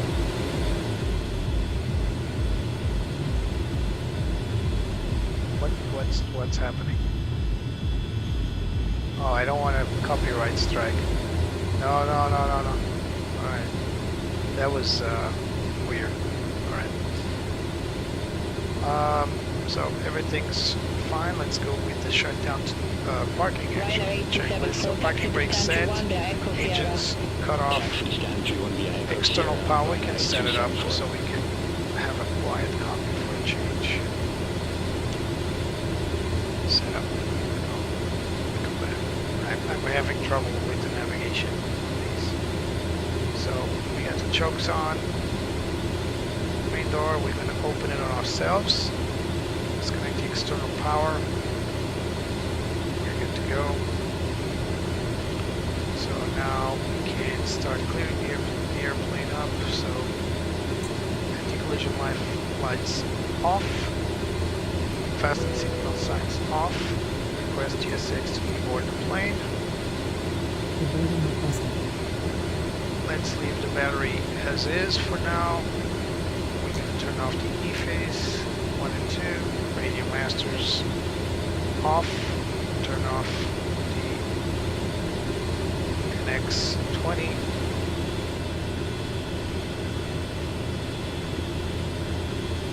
Done. And turn off our Passengers CPU. bus is coming. Just press and hold for a few seconds. Off. We're only getting one radio. That's the fail-safe radio. This will only turn off with the battery itself. But if you turn off the radio masters, you turn off everything else, including the transponder. So be careful. Right, we're good to go. Let's go out there and open the main door. So the passengers are depicted. Passengers boarding salary. Stewardesses. Right. Guys, I hope you enjoyed this flight. Really great airplane. Really enjoyed. Oh, APU is connected. Sorry, let me just finish this because I don't like to leave things hanging.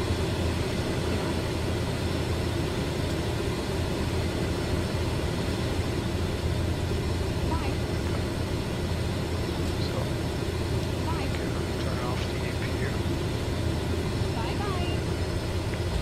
It's actually very noisy, this plane. So everybody feels okay, everybody enjoyed the flight.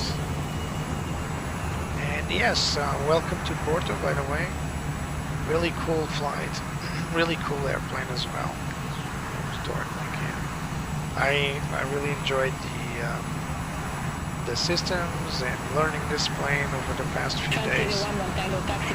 It wasn't linear. I still had a few issues to go around, but I really appreciated the learning process, and the plane itself is actually pretty cool. It's now connected with the GPU here. Guys, help Contrail. They did a good job, and they're pretty much almost a one-man show doing this airplane, which is amazing. And I think Lars did a good job. I think that we need more developers with this passion to make things as beautiful and as helpful and as working perfectly as it is. There are some tweaks, maybe not perfect, maybe the word perfect is too much, but it is a good plane. I loved it. Some tweaks need to be done, like I was saying. VNAV is a little too aggressive. Some other stuff that's... Whoa.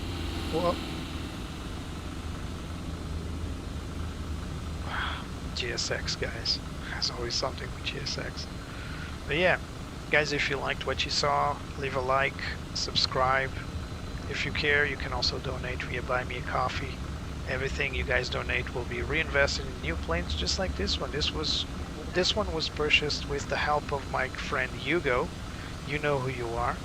And yes, it was purchased, but I had a little help with donations, and of course I have to thank my good friend Richard, is also a great donor. Andrew as well. Andrew is actually a regular donor, which is awesome. Thank you, Andrew. And everybody else that has donated over time. This plane was purchased with your help. Thank you so much. So guys, I hope to see you next time. We'll be out of Porto next.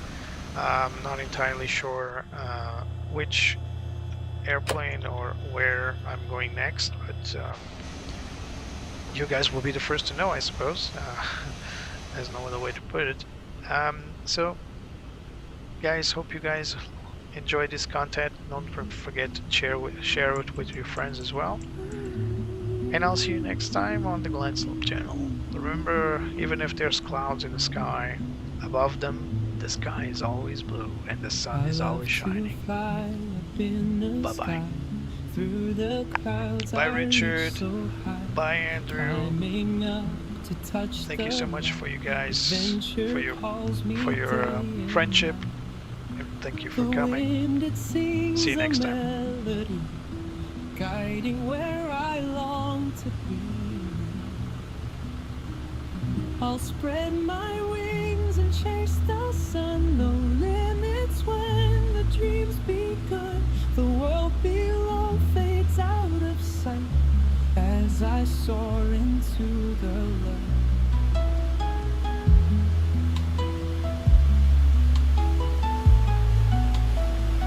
The stars above begin to shine, painting trails so bright and fine. Every turn brings something new, endless skies and brilliant blue. The wind, it sings a melody, guiding where I long to be. I'll spread my wings and chase the sun. No limits when the dreams begun. The world below fades out of sight as I soar into the light.